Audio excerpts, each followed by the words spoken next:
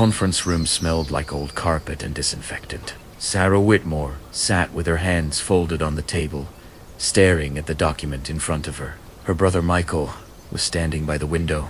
Their younger sister Jennifer hadn't stopped crying for the past 20 minutes. The lawyer, a man named Gerald Hutchins, cleared his throat for the third time. This was supposed to be simple. Their father had died 6 weeks earlier. The funeral had been respectful. The three siblings had spent those weeks making plans, talking about what they would do with their share. Sarah was going to pay off her mortgage. Michael wanted to expand his business. Geneva needed the money for her daughter's medical bills. But now, sitting in that room on a gray afternoon in October 2023, they were learning that everything they had planned was impossible. The problem wasn't what their father left them, it was how he left it. And the detail that changed everything was buried in Section 7, Subsection C, Paragraph 4. 14 words that made equal distribution legally impossible. 14 words that would destroy them. Let me take you back to how this started. Richard Whitmore died on September 9th, 2023, at the age of 74. Cardiac arrest in his sleep. His wife, Eleanor, had passed away 3 years earlier from cancer. Richard had been a chemical engineer for 40 years before retiring. Lived in the same house in Dayton, Ohio, for 32 years. Drove a 15-year-old Camry. Ate at the same diner every Sunday morning. He was not a flashy man, but he was careful with money. Very careful. When his children were growing up, Richard kept detailed ledgers of every expense.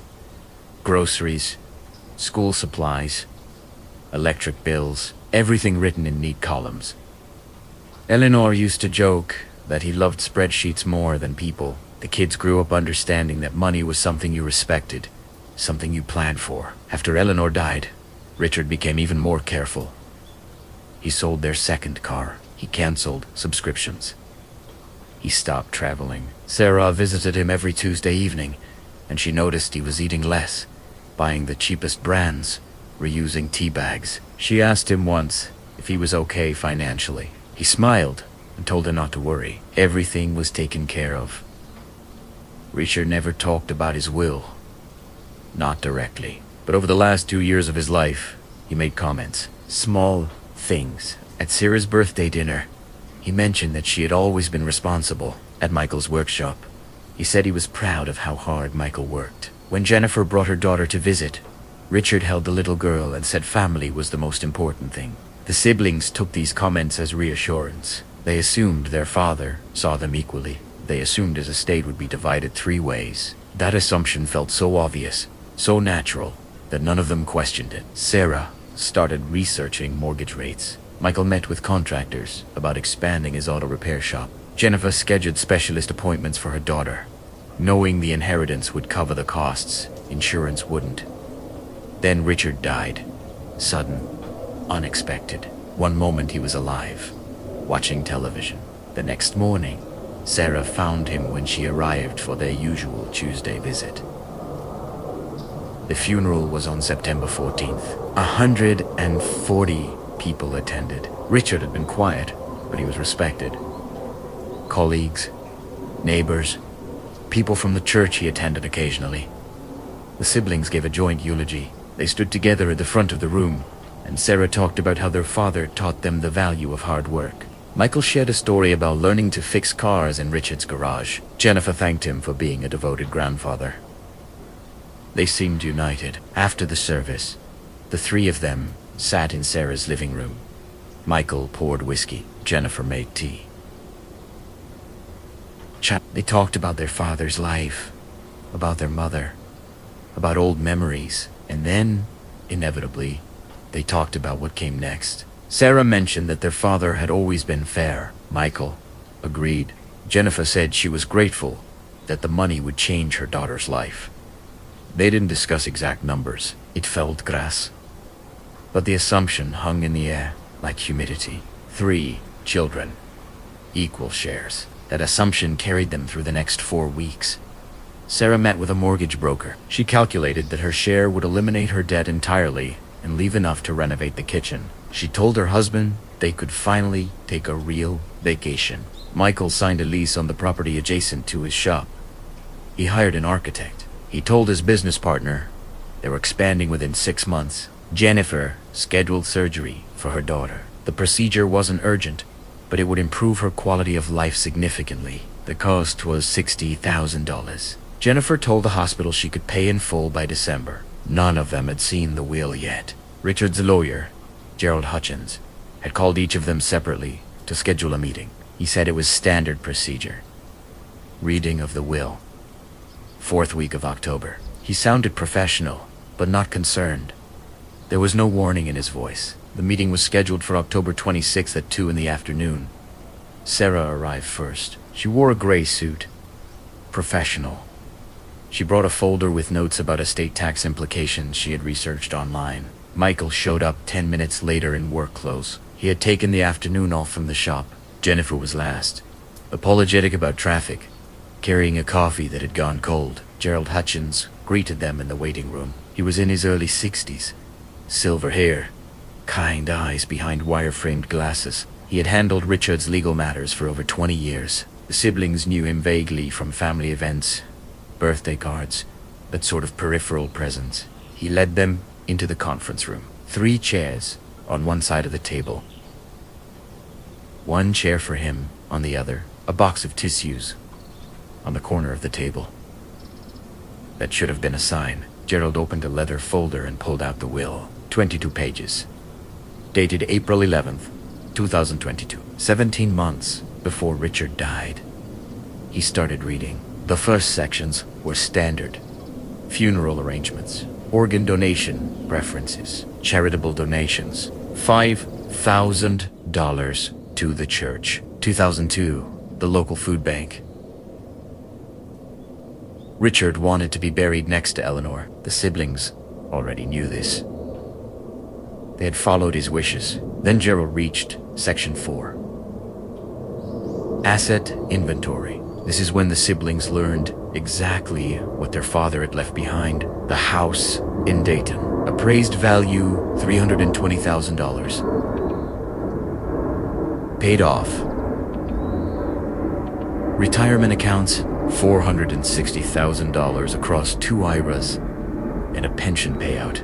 Investment portfolio. Stocks, bonds, mutual funds. Current value approximately $970,000. Savings accounts $215,000. Life insurance policy $200,000. Personal property. Car, furniture, jewelry, tools. Estimated value $40,000. Total estate value approximately $2,165,000. Sarah stopped breathing for a moment. Michael leaned back in his chair. Jennifer made a small sound. They had known their father was comfortable. But this was beyond what they expected. He had lived so modestly. The old car, the reused tea bags, and underneath it all, he had accumulated over $2 million. For a moment, the siblings felt something like awe. Then Gerald kept reading, and that feeling changed. Section 5. Distribution of assets. Gerald's voice remained steady, professional. He had done this hundreds of times. To my daughter, Sarah, Elizabeth Whitmore, I leave the house located at 412 Maple Avenue, Dayton, Ohio, along with all furnishings and personal property contained within. Sarah nodded slowly. The house was worth $320,000. That seemed reasonable. To my son, Michael James Whitmore, I leave the entirety of my investment portfolio, as managed by Cornerstone Financial Group, account number ending in 4729. Michael blinked. The portfolio was worth nearly $1 million. He glanced at Sarah. She was staring at Gerald. To my daughter, Jennifer Lynn Whitmore, I leave the sum of $200,000 from my life insurance policy to be paid directly to her upon my death. Jennifer's face went pale. $200,000, not her share of the whole estate. Just the insurance policy. Hiral paused. He looked at the 3 siblings. Then he continued reading. The retirement accounts, totaling $460,000, shall be distributed equally among my 3 children, Sarah, Michael, and Jennifer, with each receiving $153,333. The savings accounts, totaling $215,000, shall be divided equally among my 3 children, with each receiving $71,666. Sarah was doing the math in her head. Michael was 2. Sarah would receive the house, $320,000, plus $153,000 from retirement accounts, plus $71,000 from savings, total approximately $544,000. Michael would receive the investment portfolio, $970,000, plus $153,000 from retirement, plus $71,000 from savings, total approximately $1,194,000. Jennifer would receive $200,000 from life insurance, plus $153,000 from retirement, plus $71,000 from savings. Total, approximately $424,000. The distribution was not equal.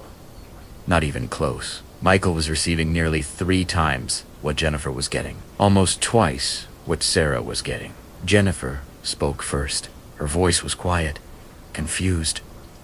Why would Dad do this? Gerald set the will down carefully. He explained that he had asked Richard the same question when the will was drafted. Richard told him that Michael had struggled financially in his 20s, had started his business from nothing, and deserved the opportunity to build something permanent. Sarah owned her home and had a stable career. Jennifer was married to a man with a good income and didn't need as much. Michael looked sick.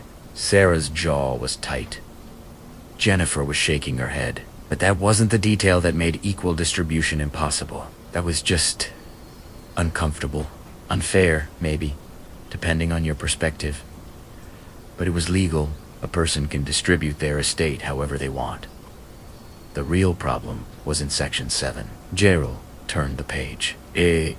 Read slowly. In the event that any beneficiary contests this will, attempts to challenge the distribution outlined herein, or takes legal action to modify the terms of this document, that beneficiary shall forfeit their entire inheritance. All assets designated for said beneficiary shall instead be donated to the American Heart Association. Sarah closed her eyes. Michael stood up and walked to the window. Jennifer started crying. This was called a no contest clause, also known as an in terrorem clause, from the Latin for by fear. It was designed to prevent family members from suing each other over the will. If you challenged it, you lost everything. But the clause alone wasn't the overlooked detail either. No contest clauses are common. Most people who receive an unequal inheritance can still accept what they're given, even if they're unhappy about it. The detail that changed everything was in subsection C.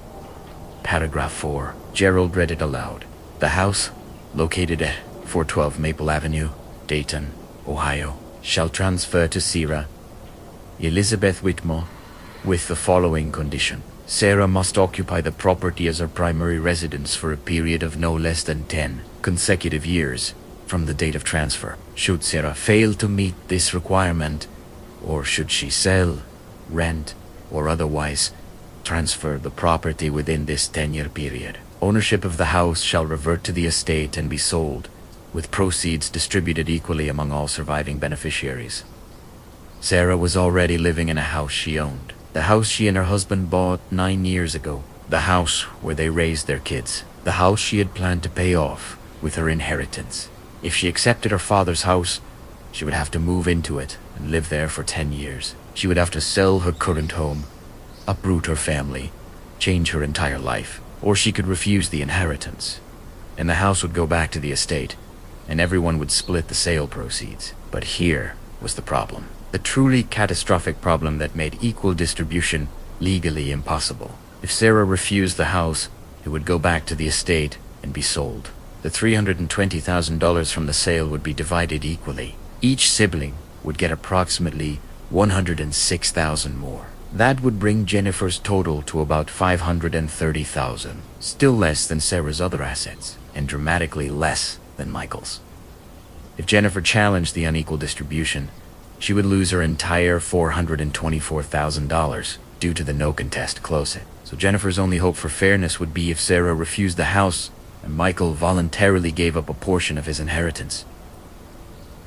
But Michael had no legal obligation to do that, and if he didn't, Jennifer would still receive hundreds of thousands less on her siblings. Sarah could refuse the house to help Jennifer, but that would mean giving up $320,000. It would mean Sarah's total inheritance would drop to about $224,000, less than half what Michael received, and less than Jennifer if the house was redistributed. There was no mathematical solution that made everyone equal, not without someone volunteering to lose. The overlooked detail wasn't one clause. It was the interaction between the unequal distribution, the no contest clause, and the occupancy requirement on the house. Together, these three elements create a situation where fairness was impossible, and any attempt to fix it would cost someone everything. Richard Whitmore had created a trap. Whether he intended to or not, his careful planning had built a machine designed to tear his family apart. If you're finding yourself pulled into this story, subscribing helps you catch the next one. The meeting ended badly. Jennifer left first, refusing to look at her siblings.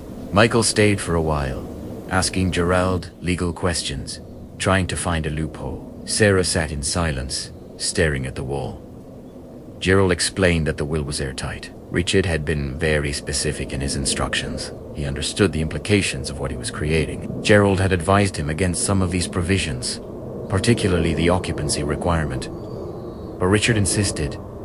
He said he had his reasons. Over the next 3 days, the siblings barely spoke to each other. Sarah tried calling Jennifer twice. No answer. Michael sent a group text suggesting they meet to talk things through. Jennifer replied with one word. No.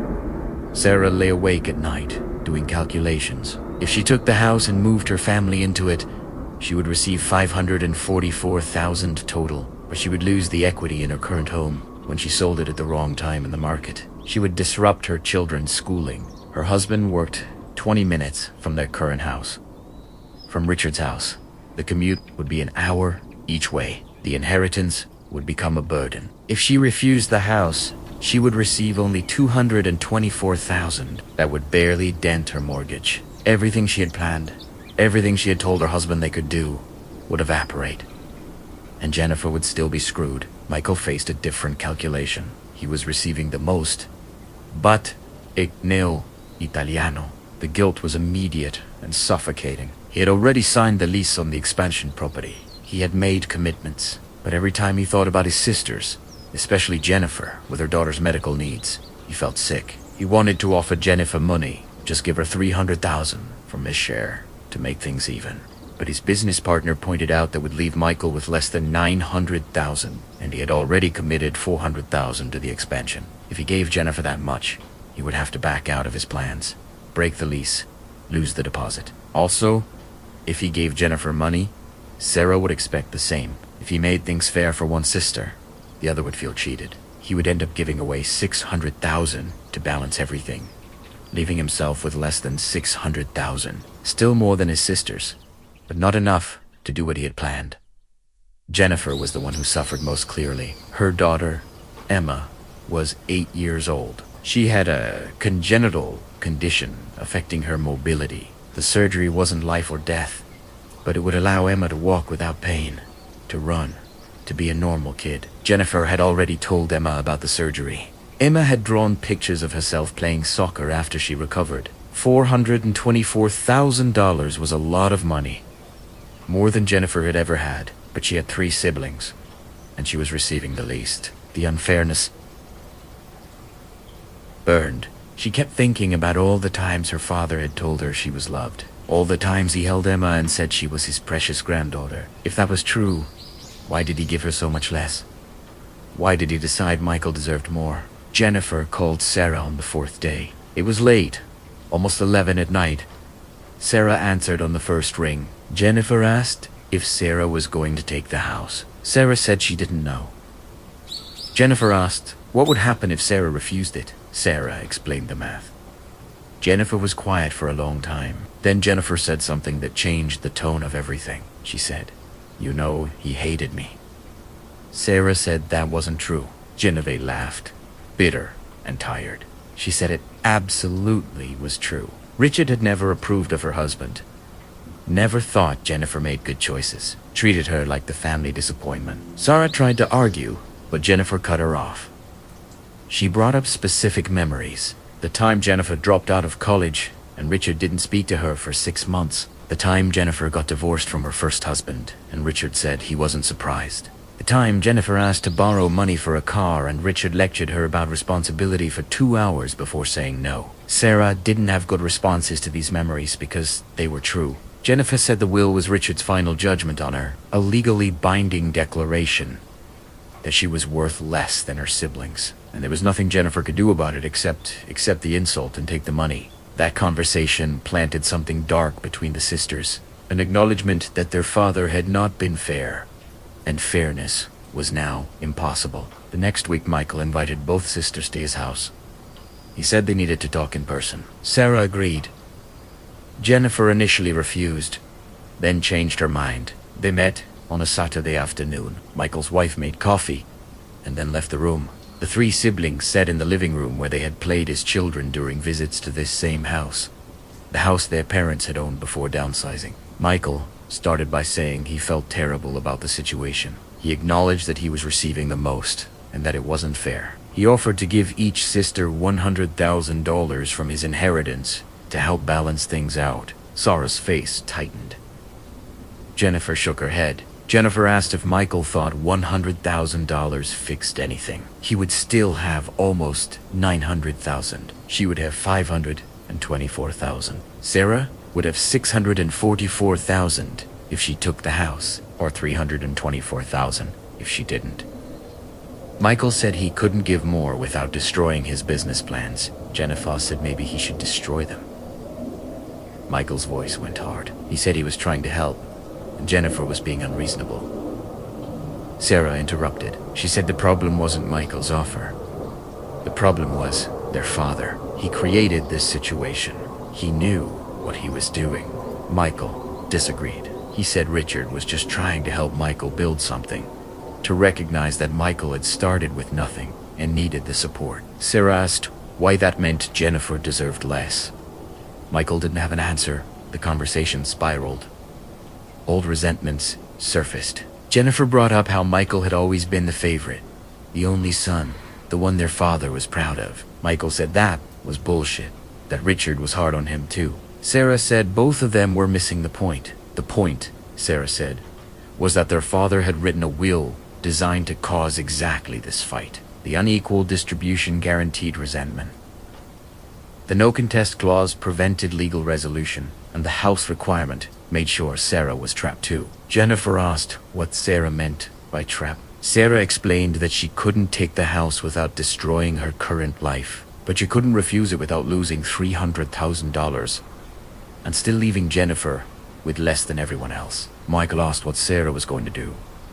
Sarah said she hadn't decided. Jennifer said that whatever Sarah did, Jennifer would end up screwed. Michael offered again to split his inheritance more evenly. Jennifer told him to keep his money. Say, lift. That was the beginning of the fracture. The moment when the siblings stopped being a unit and became 3 separate people fighting over scraps. Over the next month, communication broke down entirely. Jennifer stopped answering calls. Michael sent emails that went unread. Sarah tried to organize another meeting. No one came. During this time, Sarah started going through her father's house. She had a key. The house needed to be cleaned out eventually, regardless of who took ownership. She spent weekends sorting through decades of accumulated belongings. In the basement, she found boxes of old financial records. Richard had kept everything. Bank statements going back 30 years. Tax returns. Investment reports. Receipts for major purchases. Sarah wasn't looking for anything specific. She was just trying to understand how her father had accumulated so much money. The numbers were staggering when you saw them in sequence. Steady contributions to retirement accounts, dividend reinvestment, compound growth over decades. But in one box, underneath a stack of tax returns from the 1990s, Sarah found something that didn't fit. It was a folder labeled personal and confidential in her father's handwriting. Inside were letters. The first letter was dated June 1997. It was from a woman named Diane Callahan. The letter was addressed to Richard at a P.O. box Sarah didn't recognize. The letter talked about how much Diane missed him, how hard it was to pretend everything was normal, how their daughter was doing well in school, and asked about him sometimes. Their daughter. Sarah read the letter 3 times. Then she found the next one. August 1997. Same woman. More details. The daughter's name was Rebecca. She was 7 years old. She looked like Richard. There were 14 letters total, spanning from 1997 to 2004. They documented a relationship between Richard and Diane that had lasted years. They documented a child, Rebecca Callahan, Richard's daughter, a half-sister. Sarah and Michael and Jennifer had never known existed. The last letter, from 2004, was different in tone. Diane said she understood Rich's decision to end communication. She said she wouldn't ask for anything more. She said she hoped he found peace. Sarah sat on the basement floor surrounded by boxers and held these letters in her shaking hands. Her father had another daughter. He had kept this secret for over 20 years. Eleanor had died in 2020, and there was no evidence in these letters that she ever knew. Sarah took the letters home. She didn't tell anyone what she found. Not yet.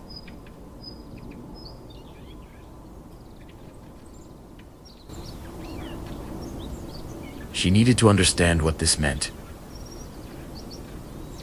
She hired a private investigator. It cost $800. Within a week, the investigator confirmed that Diane Callahan had lived in Cincinnati in the 90s and early 2000s. She had a daughter named Rebecca, born in May 1990.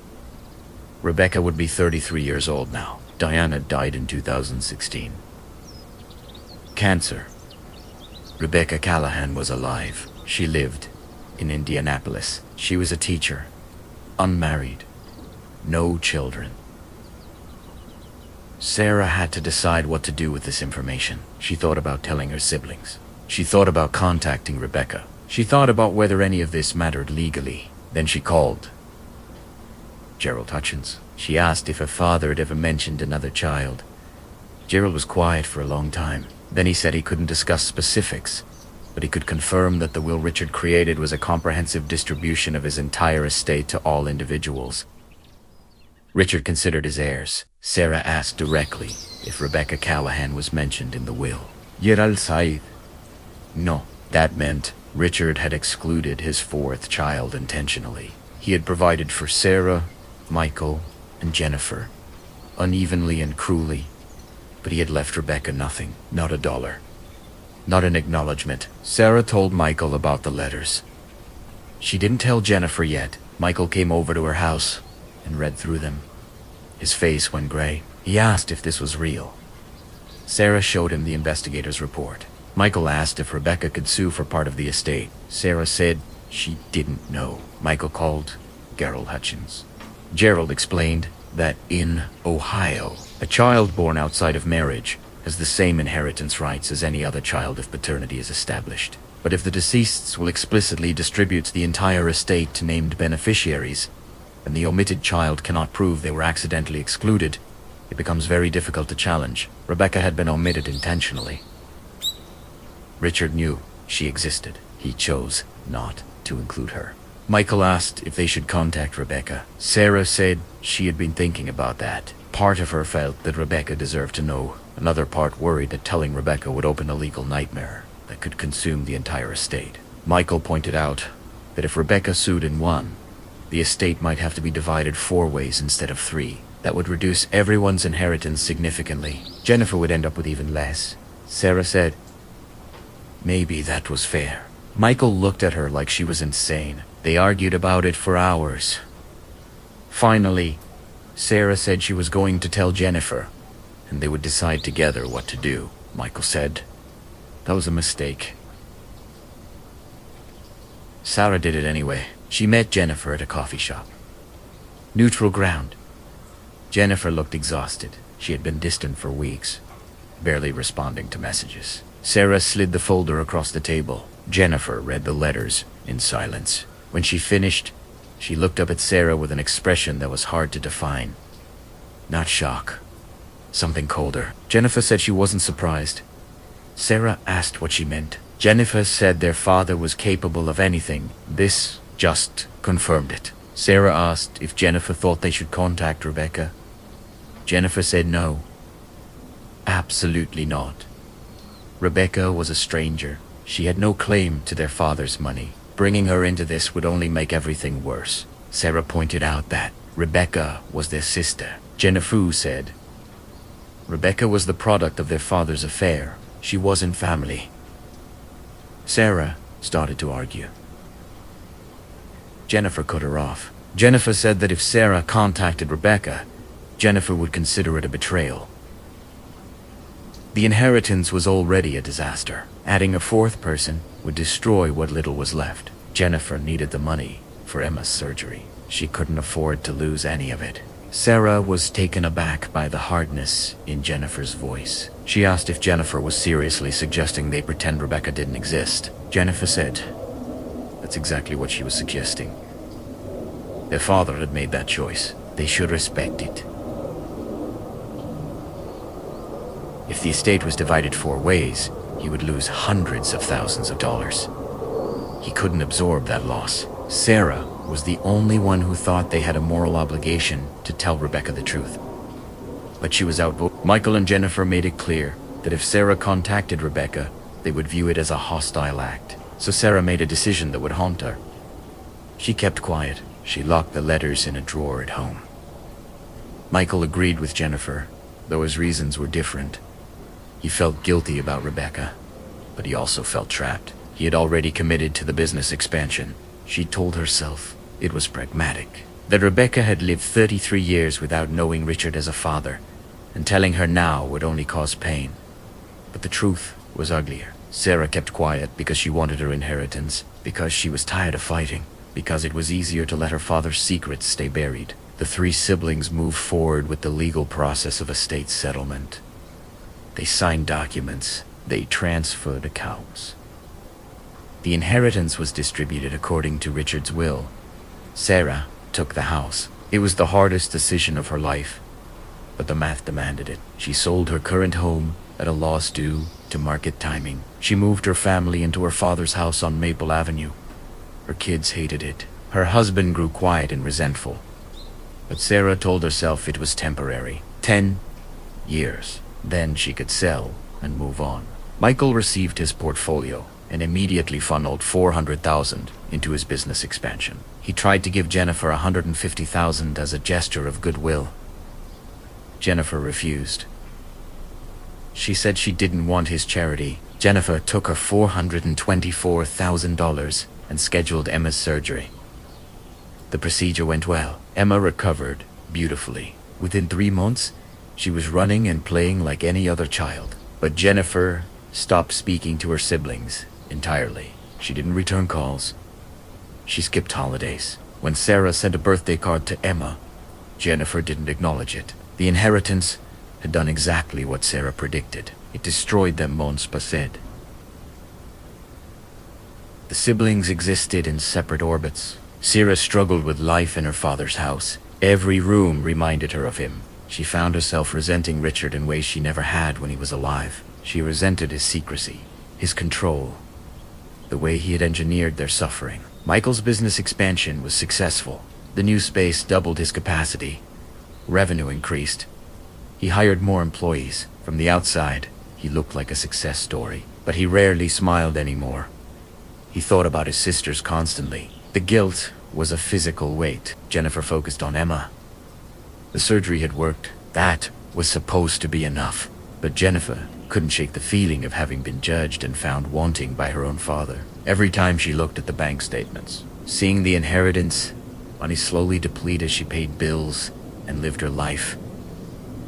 She thought about how much more her siblings had received. Then, in March of 2024, 5 months after the will was read, Rebecca Callahan contacted them. She sent an email to all 3 siblings. She explained that she had recently learned Richard Whitmore was her biological father. Her mother, Diane, had told her the truth before she died in 2016.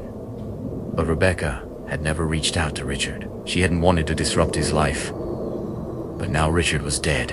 and Rebecca had questions. She wanted to know if her half-siblings would be willing to meet her. She said she wasn't asking for money. She just wanted to understand who her father had been. Sarah read the email with her heart pounding. Jennifer read it and immediately called Michael. Michael read it while sitting in his office and felt the floor drop out from under him. Someone had told Rebecca. But who? The siblings had a conference call. Jennifer accused Sarah immediately. Sarah swore she hadn't contacted Rebecca. Michael believed her. Jennifer didn't.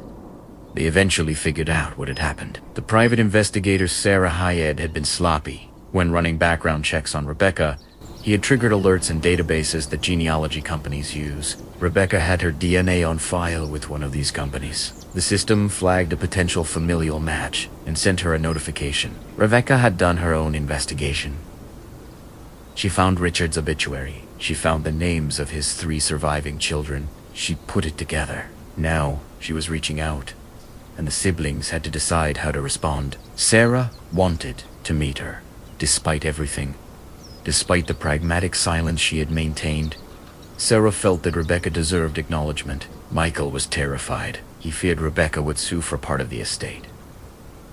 Jennifer said they should ignore the email entirely, but you can't ignore someone once they know you exist. Rebecca sent a second email a week later. This one was different. She said she had consulted with a lawyer. She said that under Ohio law, she might have claimed a part of Richard's estate as an omitted child. She said she preferred to resolve this amicably, but she would pursue legal action if necessary. Jennifer panicked. She called Gerald Hutchins. Gerald explained that Rebecca's claim was complicated. Normally, an omitted child has strong standing, but Richard's will explicitly distributed his entire estate. The question would be whether Rebecca could prove she was accidentally omitted or intentionally excluded. The letters Sarah found would prove Richard knew about Rebecca. That would support the argument that her omission was intentional. But if Rebecca claimed that Richard had promised to provide for her and failed to do so, she might still have a case. Michael asked what the worst-case scenario was. Gerald said, if Rebecca sued and won, the court might order the estate to be divided equally among 4 children instead of 3. That would mean reclaiming assets already distributed. Sarah would have to give back money. Michael would have to return funds he had already spent on his business. Jennifer would lose a portion of what she used for Emma's surgery. The siblings were facing financial destruction. Again, they met with Rebecca in April. The meeting was at a restaurant in Columbus, halfway between Dayton and Indianapolis. Neutral ground. Rebecca looked like Richard. Same eyes, same nose. The resemblance was undeniable and deeply unsettling. She was calm, professional. She said she understood this was difficult for everyone. She explained that her mother had never asked Richard for child support. He had sent money occasionally in the early years, but it stopped in 2004 when Rebecca was 14. After that, Diane had supported Rebecca alone. Rebecca said she didn't grow up hating Richard. She didn't know him well enough to hate him. But when she learned he had died with a $2 million estate and left her nothing, she felt erased, like her existence didn't matter. Sarah asked what Rebecca wanted. Rebecca said she wanted what was fair. 1/4 of the estate. Michael pointed out that the money had already been distributed. Rebecca said she understood, and she was sorry it would be complicated. But that wasn't her fault. Jennifer asked if Rebecca had any proof that Richard promised to provide for her. Rebecca said no. She had only the letters her mother had kept, the same letters Sarah had found. Jennifer said then Rebecca had no case. Rebecca disagreed. She said her lawyer was confident. The meeting ended without resolution. Rebecca said she would give them 2 weeks to make an offer before filing suit. The siblings argued viciously after Rebecca left. Jennifer blamed Sarah for hiring the investigator. Sarah said Jennifer was being irrational. Michael tried to mediate and ended up yelling at both of them. They hired their own lawyer, a litigator named Patricia Owens. She reviewed Rebecca's potential claim and gave them bad news. Rebecca had a reasonable case, not a guaranteed win, but reasonable enough that fighting her would be expensive and risky. Patricia recommended they negotiate a settlement, offer Rebecca a lump sum to go away. Maybe $200,000. Enough that she felt acknowledged, but not enough to destroy the siblings financially. Jennifer refused. She said $200,000 was nearly half of her entire inheritance. She wouldn't give that up. Michael said he could contribute more since he received more. Jennifer said that wasn't the point. The point was Rebecca didn't deserve anything. Sarah asked what the alternative was. Patricia said litigation. Costly. Lengthy. Uncertain outcome. Michael ran the numbers. Even if they won, the legal fees would cost each of them $50,000 or more. If they lost, they would each owe Rebecca hundreds of thousands plus fees. He proposed they pool resources to offer Rebecca a settlement.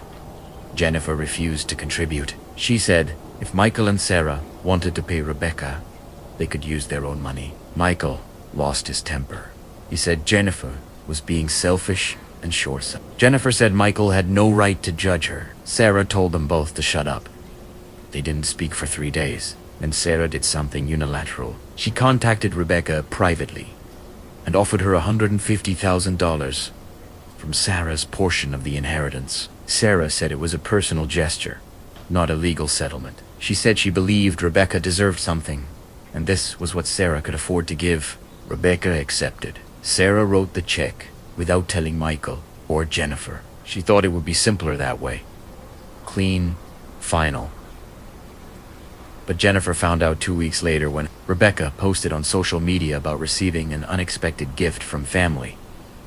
Jennifer saw the post through a mutual friend. She called Sarah immediately, screaming. Jennifer said Sarah had no right to give Rebecca anything. That money was meant for Sarah's family, for her children, for the life she was supposed to build. And Sarah had just handed $150,000 to a stranger who had threatened to sue them. Sarah said Rebecca wasn't a stranger. She was their sister. Jennifer said Rebecca was nothing to them. Sarah said that was a horrible thing to say. Jennifer hung up. Michael called Sarah. An hour later, he was quieter than Jennifer, but just as angry. He said Sarah's decision had undermined any united front they might have had. Rebecca now knew the siblings were fractured and could be manipulated individually. If Rebecca decided to sue anyway, Sarah had just proven they would pay. Sarah said she was trying to do the right thing. Michael said the right thing would have been to discuss it first. Sarah pointed out that every time they tried to discuss anything, it ended in screaming. Michael didn't have a response to that. Rebecca did not sue. She took Sarah's $150,000 and disappeared from their lives. She sent a brief email thanking Sarah and saying she wouldn't pursue any further claims. But the damage among the siblings was total. Jennifer cut off all contact with Sarah. She sent one final text message saying that Sarah had chosen Rebecca over her own family, and Jennifer would never forgive that. Michael tried to stay neutral, but it was impossible. He had business dealings. A destres. He stopped reaching out. The siblings who had once been close, who had stood together at their father's funeral less than a year earlier, became strangers. Sarah lived in her father's house and thought about that 10-year requirement. 8.5 years left. She felt like a prisoner. Her marriage was deteriorating. Her husband resented the move. He resented the financial loss from selling their previous house. He resented that Sarah had given away $150,000 without consulting him. They fought constantly. Sarah started going through more of her father's belongings. Almost obsessively. She was looking for something, though she didn't know what. An explanation, maybe. Some indication that Richard had understood what he was doing to them. In the attic, in a box labeled tax documents, Sarah found another folder. This one contained drafts of the will. Earlier versions. The oldest draft was from 2018, 2 years after Diane died. In this version, the estate was divided equally among 4 people: Sarah, Michael, Jennifer, and Rebecca. Richard had planned to include her. Sarah found draft after draft, dated every few months. In each version, the distribution changed. Sometimes Rebecca was included. Sometimes she wasn't. Sometimes the amounts were equal. Sometimes they varied. The final draft from 2022 was the one Richard signed. The one that excluded Rebecca and created the inequality that destroyed his family. At the bottom of the final draft, Intimargan Richer had written a note to himself in pencil. They need to learn that life isn't fair. They need to learn to fight for what they want. I won't coddle them in death any more than I did in life. Sarah sat in the attic and read that sentence over and over. Her father had done this intentionally. The unequal distribution. The impossible conditions. The hidden child. All of it was designed to teach them some twisted lesson about resilience. Richard had engineered their suffering because he thought it would make them stronger. Sarah felt something break inside her. Not sadness. Not anger. Something colder. A kind of clarity. She took the drafts and the note and drove to Michael's shop. She walked into his office and put the papers on his desk. Michael read them.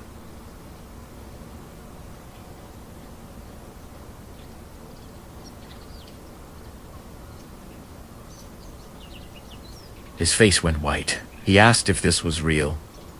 Sarah said yes. Michael asked what they were supposed to do with this information. Sarah said she didn't know. She just thought he should see it. Michael sat down heavily. He said their father was a monster. Sarah didn't disagree. They called Jennifer. They told her about the drafts. Jennifer listened in silence. When they finished, she said she had known, not specifically, but she had known their father was cruel. This just confirmed it. Sarah asked if Jennifer wanted to see the documents. Jennifer said no. What would be the point? It wouldn't change anything. The money was spent. The damage was done. Michael asked if they could ever fix this. Jennifer said no. Some things can't be fixed. That conversation was in August of 2024. Almost a year after Richard's death. It was the last time all three siblings spoke to each other. In September, Jennifer moved to Arizona. She told people it was for Emma's health, that the dry climate would be better, but really, she needed distance from everything associated with her father and the inheritance. Michael's business thrived. He opened a second location. He made more money than he ever had. But his personal life was hollow. He was estranged from his sisters. His marriage was strained. Success felt empty.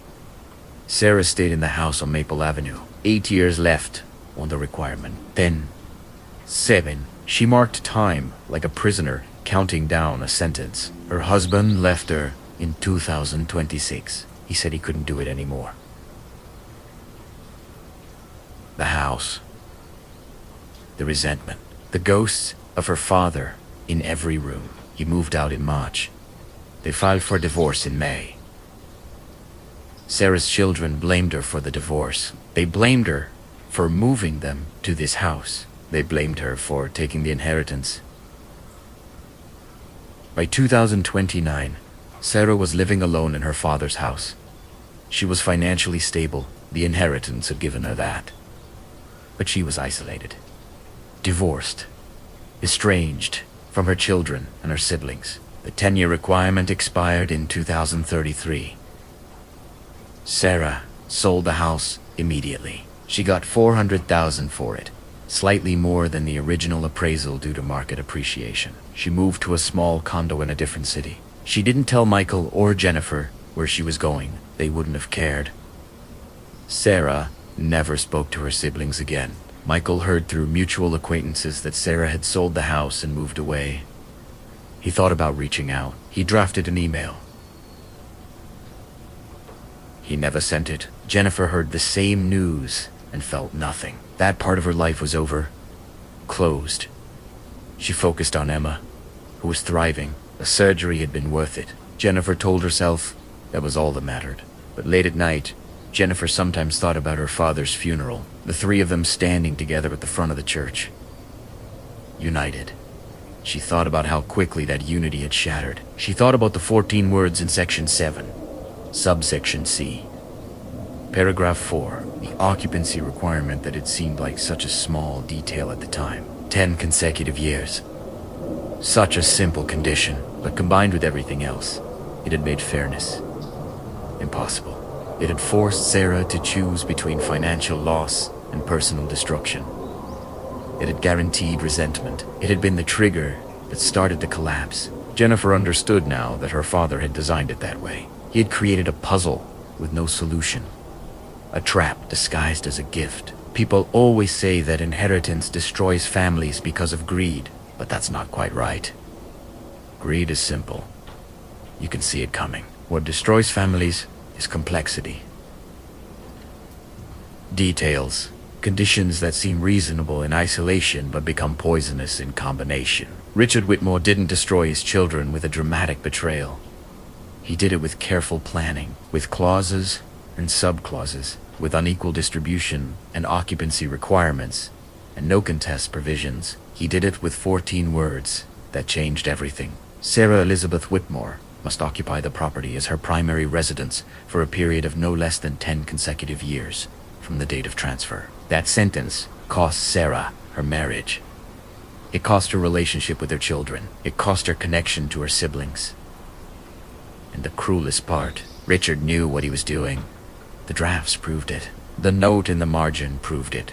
He had engineered their suffering deliberately, believing it would teach them something valuable about life. But all it taught them was that their father valued control more than their happiness, that his need to shape them extended beyond death. That is Lao Suk as it was game with conditions they could never fully meet. Rebecca never knew how close she came to inheriting nothing. She took Sarah's $150,000 and built a life. She occasionally thought about her half-siblings. Wondered if she should have pushed for more. Wondered if she should have tried to build relationships with them. But she never reached out again. Some doors, once closed, stay that way. Michael ran his business successfully for years.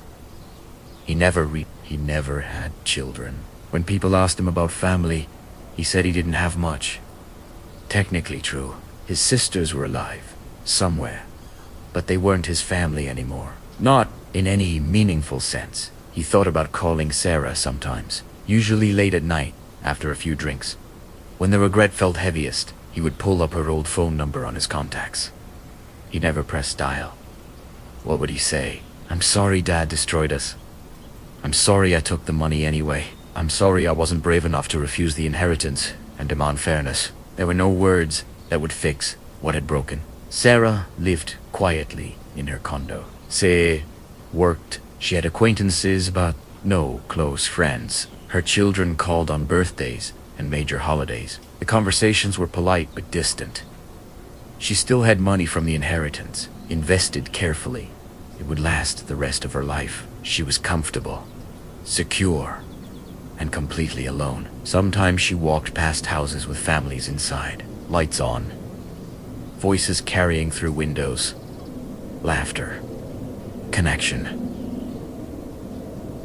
The things she used to have. She thought about the day she found the letters in her father's basement.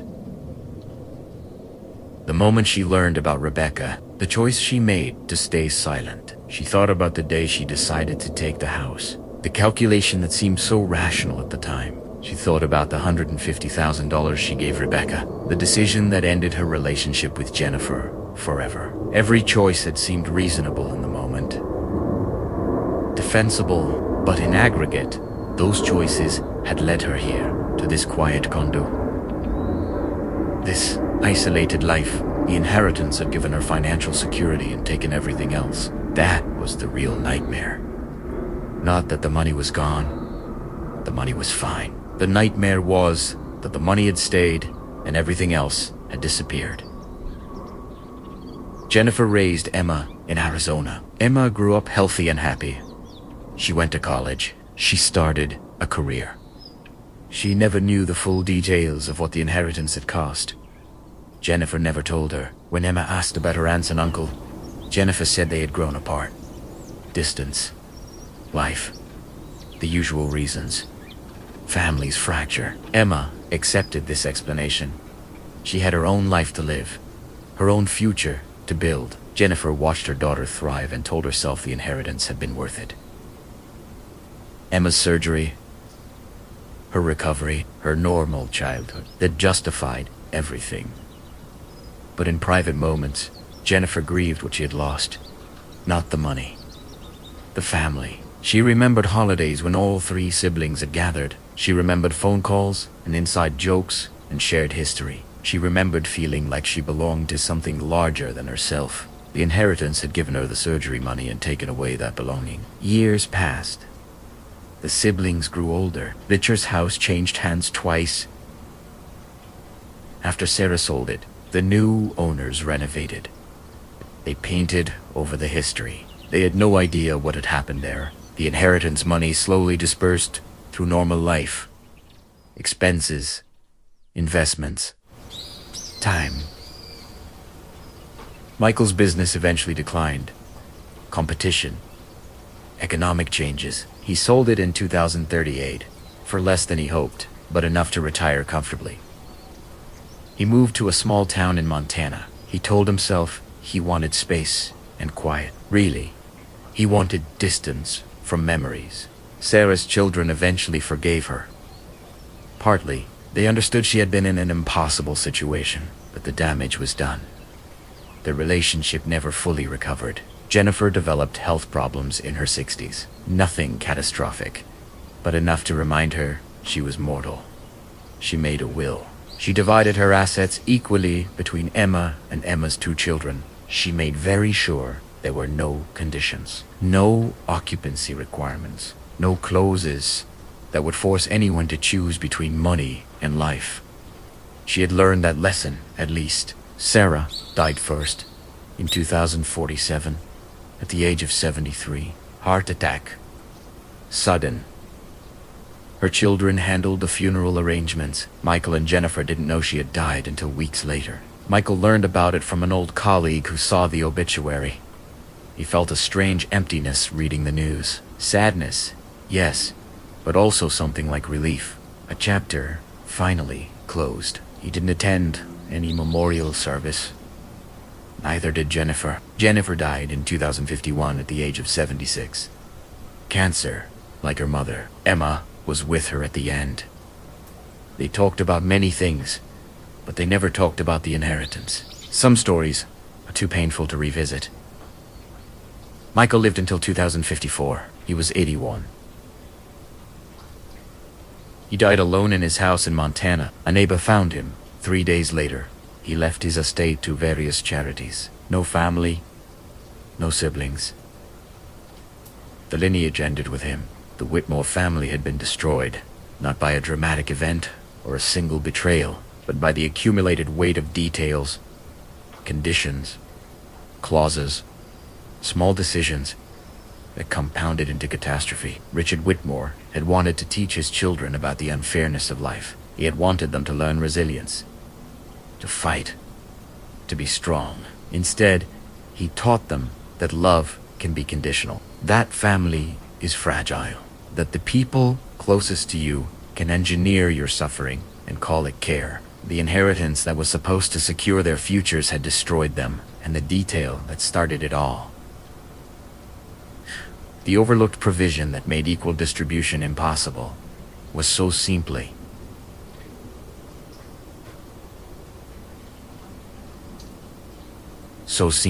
10 consecutive years.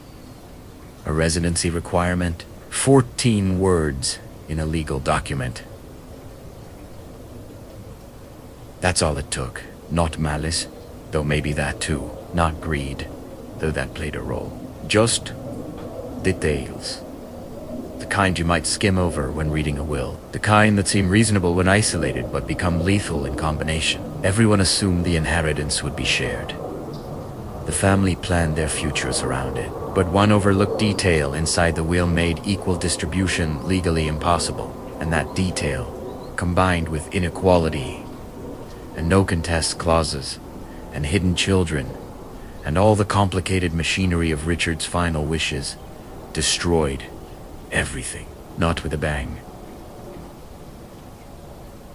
Not with drama, but slowly, thoroughly, completely.